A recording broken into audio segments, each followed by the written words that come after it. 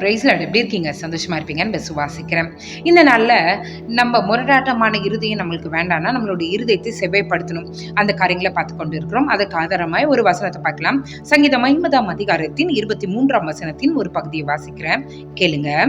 தன் வழியை செவ்வைப்படுத்துகிறவனுக்கு தேவனுடைய ரட்சிப்பை வெளிப்படுத்துவேன் என்று சொல்லுகிறார். இன்னைக்கு ஆண்டவர் சொல்றாரு, ரட்சிப்பின் அனுபவம் வேணும்னா நம்மளுடைய வழியை செவ்வைப்படுத்தணும்.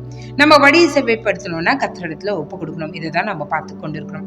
அப்போ நம்மளுடைய வழியை செவைப்படுத்தணும்னு ஆண்டவரிடத்துல கேட்கிறது போல நம்ம இன்னைக்கு ஒரு ஜபத்தை ஏறெடுக்க போறோம். என்னன்னா, ஆண்டவரே உங்களுடைய ரட்சிப்பை எங்களுக்கு வெளிப்படுத்துங்க. ஏன்னா நம்ம ரட்சிக்கப்பட்டோம்னு சொல்லிட்டு இருக்கோங்க, ஆனா நம்ம ரட்சிக்கப்படவே இல்லை. அனுதின ரட்சிப்பு இருக்குது. என்னங்க புதுசா ஒரு கதையை தொடங்குறீங்க அப்படின்னு ஒரு தம்பி நீங்க பாக்குறீங்க. ஒவ்வொரு நாளும் ரட்சிக்கப்படுகிற அனுபவம் இருக்கணும் தம்பி. அதை தான் கர்த்தர் விரும்புகிறார். அனுதின ரட்சிப்பு உண்டு. பாவத்துக்கு மரித்து நீதிக்கு உயிர்ப்பிக்கப்படுகிற அனுபவம் ஒரு ரட்சிப்பு. கர்த்தரை தன் சொந்த ரட்சகராக ஏற்றுக்கொள்கிறது ஒரு ரட்சிப்பு. அனுதின ரட்சிப்பு என்று ஒன்று உண்டு. ஒவ்வொரு நாளும் கர்த்தரிடத்துல ஒப்பு கொடுத்து புதிதாய் பிறக்கிற அனுபவங்களை பெற்றுக்கொள்கிறது.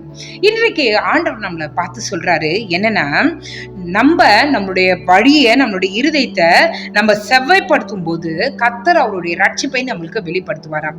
அப்போ நம்ம ஆண்டவரிடத்துல கேட்க வேண்டியது என்னன்னா, ஆண்டவரே உங்க ரட்சிப்பை எங்களுக்கு வெளிப்படுத்துங்க. ஆண்டவருடைய ரட்சிப்பு வெளிப்பண்ணோம்னா நம்மளுடைய வழி தானாய் செவ்வையாகும்.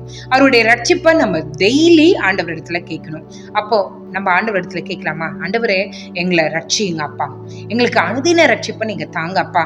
ஒரு நாள் அன்னைக்கு ரட்சிக்கப்பட்டேன்னு சொல்லிக்கிறது ரட்சிப்பு அல்ல, அனுதின ரட்சிப்பை ஆண்டவர் விரும்புகிறார். ஆண்டவரே அந்த அனுதின ரட்சிப்பு இருக்கும்போதுதான் நம்மளுடைய வழி செவ்வைப்படுத்தப்படும். அந்த வழி செவ்வைப்படுத்தப்படுமானால் நம்மளுடைய இருதயம் கர்த்தரை நோக்கி பார்க்கும். உங்களுக்கு அந்த லூப் உங்களுக்கு புரியுதா? இப்போ ஆண்டவரை நோக்கி நம்ம பார்க்கலாமே. எங்களை நேசிக்கிற நல்ல பரமபிதாவே, உங்களுடைய ரட்சிப்பை எங்களுக்கு வெளிப்படுத்துங்க. உங்க ரட்சிப்பை நாங்கள் விரும்புகிறோம் இயேசுவின் நாமத்தினால. அனுதின ரட்சிப்பை எங்களுக்கு வேணும் ஆண்டவரே. எங்களையும் அறியாமல் ஆண்டவரே அந்த ரட்சிப்பின் அனுபவத்தை நாங்கள் விட்டு ஆண்டவரே ஏதோ பண்டிகை கிறிஸ்தவர்களாய் ஆண்டவரே பாரம்பரியத்தை கடைபிடிக்கிற கிறிஸ்தவர்களா இருக்கிறோம். எங்களுக்கு வேண்டாப்பா. அனுதின ரட்சிப்பு எங்களுக்கு தேவை. எங்களை சுத்திகரிங்க ஆண்டவரே. ஒவ்வொரு நாளும் எங்களை கிளான்ஸ் பண்ணுங்க. ஒவ்வொரு நாளும் எங்களை ரட்சிங்க. ஒவ்வொரு நாளும் ஆண்டவரே நாங்கள் உமக்குள்ள உயிர்ப்பிக்கப்படுகிற அனுபவத்துல நாங்க இருக்கணும் ஆண்டவரே. அப்பொழுதுதான் எங்களுடைய வழியும் எங்களுடைய இருதையும் செவ்வைப்படுத்தப்படும் ஆண்டவரே. உங்களுடைய கரத்துல ஒப்பு கொடுத்துட்டோம். நீங்க எங்களை பொறுப்படுத்தி நடத்துங்க.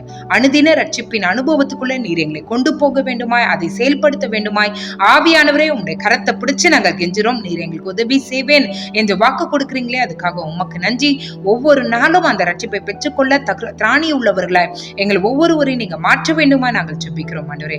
நீரே எங்களோடு இருந்து எங்களை வழி நடத்துங்க. மீட்பர் இயேசுவின் மூலம் ஜெபங்கேளும் நல்ல பரமபிதாவே. ஆமென், ஆமென், ஆமென். God bless you.